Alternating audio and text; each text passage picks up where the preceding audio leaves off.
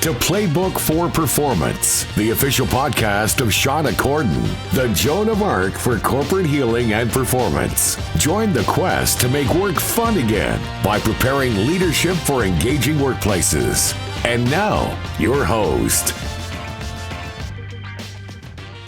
Hello and welcome, friends. I'm Shauna Corden, and I'm glad to have you here on the Playbook for Performance podcast. Our mission is to make work fun again by building better leaders. Now, last week we talked about Gallup's Q12 and curiosity as a tool. I'd love to know how that went for you. Please share your experience by dropping a note to podcast@shaunacorden.com or leave a comment on our Instagram, The Shauna Corden Show. Now on to today. In the fun of Halloween, I want to talk about 10 things scary managers do, David Letterman style. So, number one, they don't communicate the vision. People are blindly following to-dos without the why. And the problem with that is that people will make the wrong turns, make the wrong assumptions, and in general, not be aligned because they don't understand what they're working towards. So what is the big picture? Use the paint the shed tool we talked about earlier. Really connect the dots between where you're going and the work that's been assigned.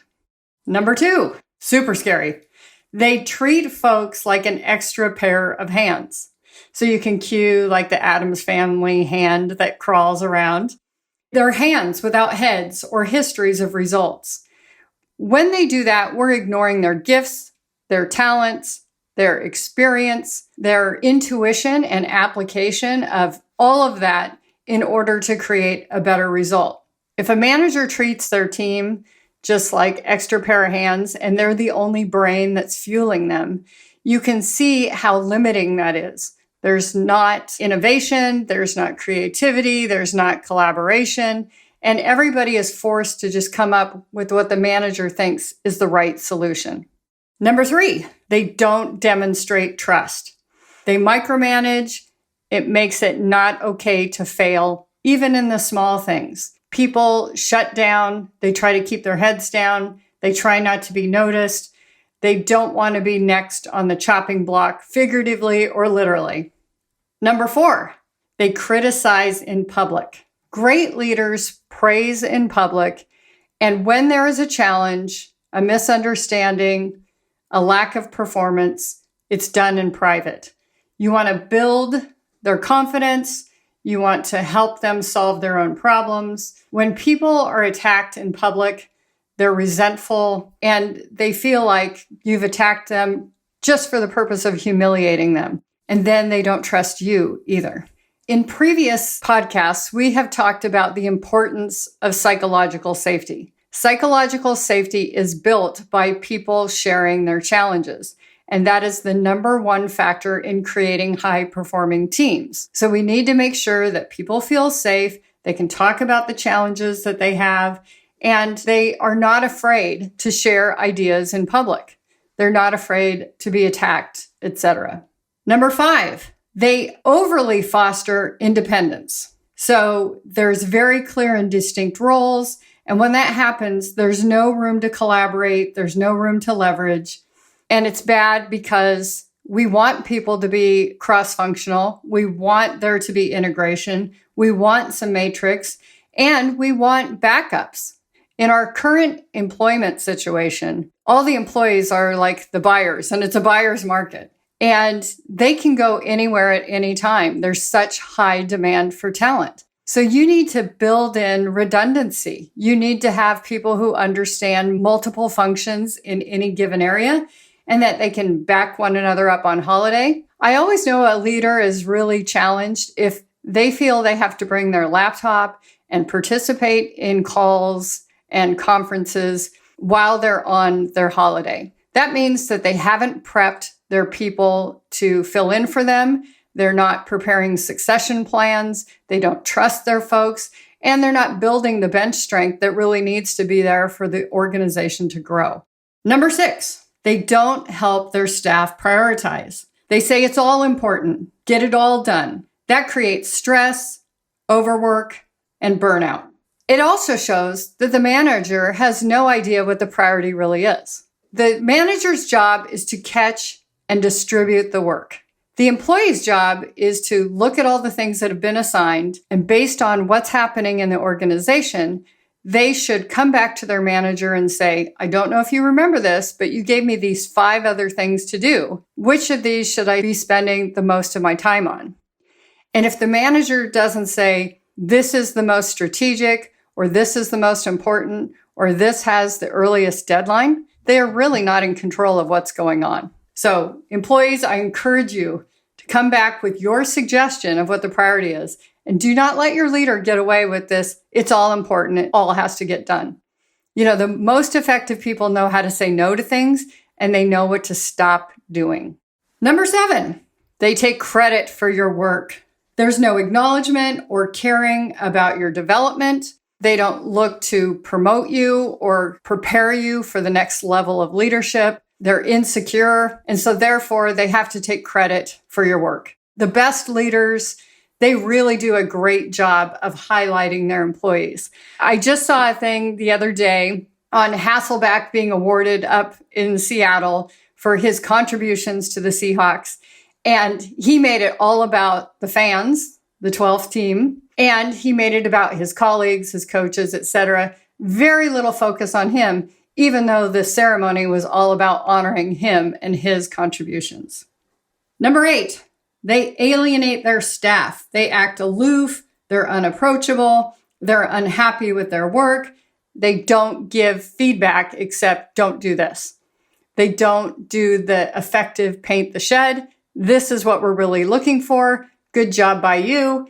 And we want to be specific with our praise. Instead of saying good job, which is generic, it could be applied to anything. It could be applied to your server at the restaurant or the person who opens the door for you. We really want to be specific with our praise. We want to say, boy, I really like how you calmed that irate customer down and turned them into a fan. That's super valuable. Because then the employee actually believes the good job that you told them, and they'll look to do more of that. Number 9, they neglect to develop relationships with their subordinates. They treat them as transactions rather than relationships and long-term investments. And we all know that human capital, as much as I hate that term, makes me think that humans are being loaded onto cattle cars on a train. It is the most important asset we have. That talent, that intellectual property, those gifts, that's what differentiates one company from another, especially the leadership team.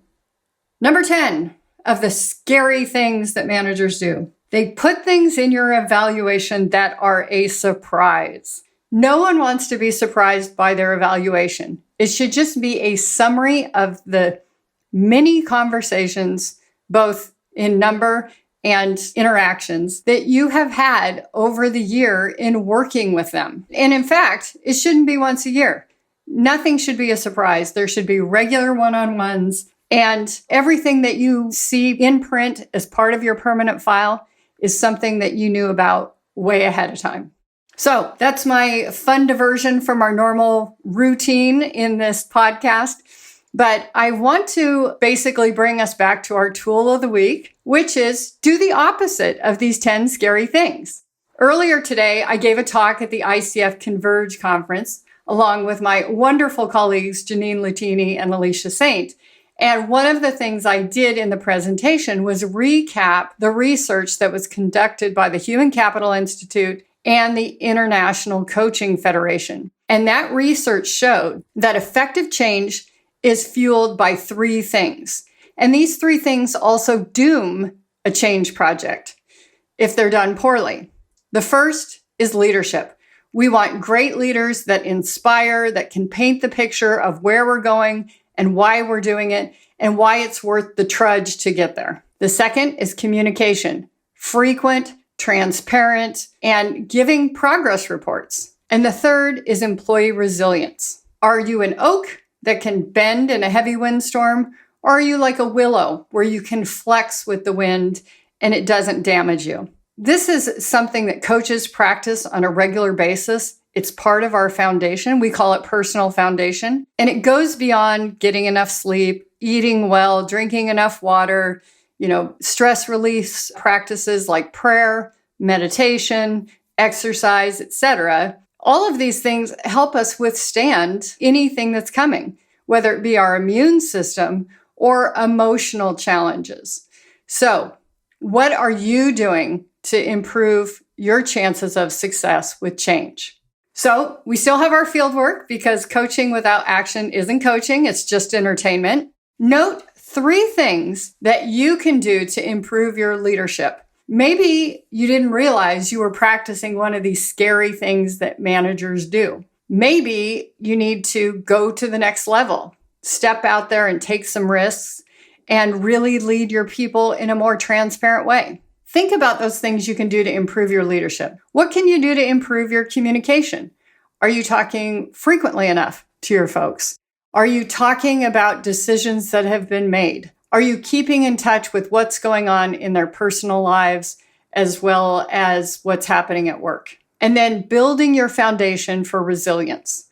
What are you doing to take care of yourself? I know today I'm getting another jab. We're encouraging people to go out to get the flu shot, but there's other things you can do in terms of stress release, prayer, meditation, proper nutrition, getting enough sleep.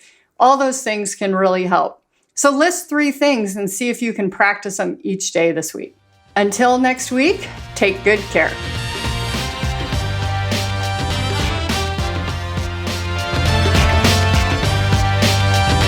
Thank you for listening to Playbook for Performance. To learn more about Shauna Corden, her consulting programs and tools, please visit her website at shaunacorden.com and follow us on social media at Shauna Corden.